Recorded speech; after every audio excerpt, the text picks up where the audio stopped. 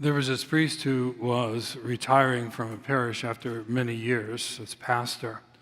And at his retirement party, he spoke for 45 minutes.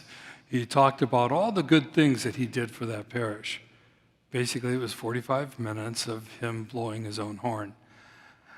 I've done this and I've done that. I started this and I started that. I built this building. I remodeled this church. And he went on, self-praising what he thought were the best achievements as a priest. As I sat there and listening, I had to admit that he did accomplish a lot during his time as pastor.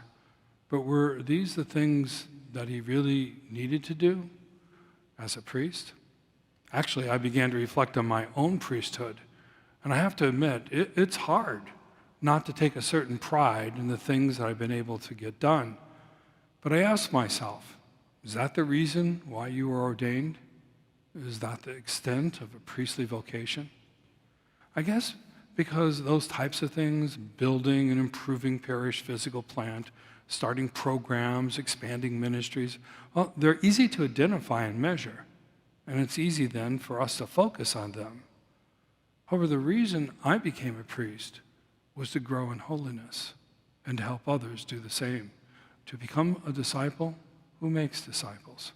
Just like those of you who are married, your vocation to the married life is meant to make you holy. The houses and cars and property you acquire ought to make life easier for you and your family. The businesses you build up ought to provide the means by which you are able to live and enjoy life. The relationships you forge should make you more inclusive. But when material things become too important, when businesses rob us of really living, when our relationships close us up instead of opening us, well, we've got a problem. Just like the priest who focuses too much on the material world and not on the mission to make disciples of all nations, well then, we've got a problem. If our true mission is to become holy, I wonder how Jesus would describe the value of our accomplishments. Would he really care about all the things that we spend so much time focusing on? Would he be pleased with how we are fulfilling our true mission to be disciples who make disciples?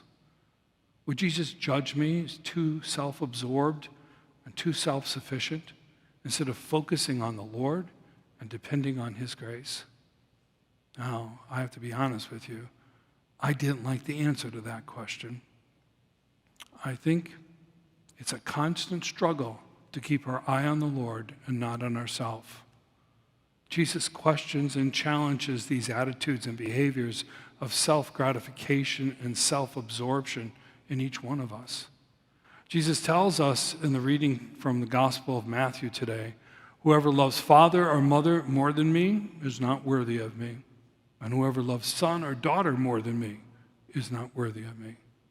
Generally, these words emphasize that we have to love Jesus more than anyone else or anything else, and that includes our family. In fact, limiting our love to just our family can, by this standard, be seen as being selfish. We also hear in today's gospel, whoever does not take up his cross and follow after me is not worthy of me. Wow. Matthew's gospel is full of difficult expectations like this.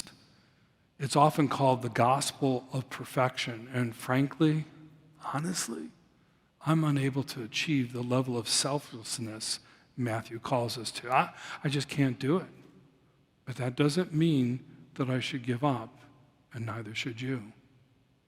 Instead, we need to humble ourselves before the truth, admitting that we have a long way to go.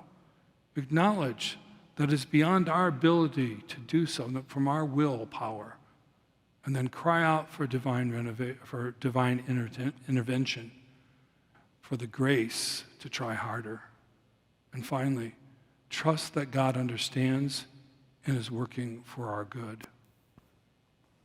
You know, I think I can do better, and I bet you can too.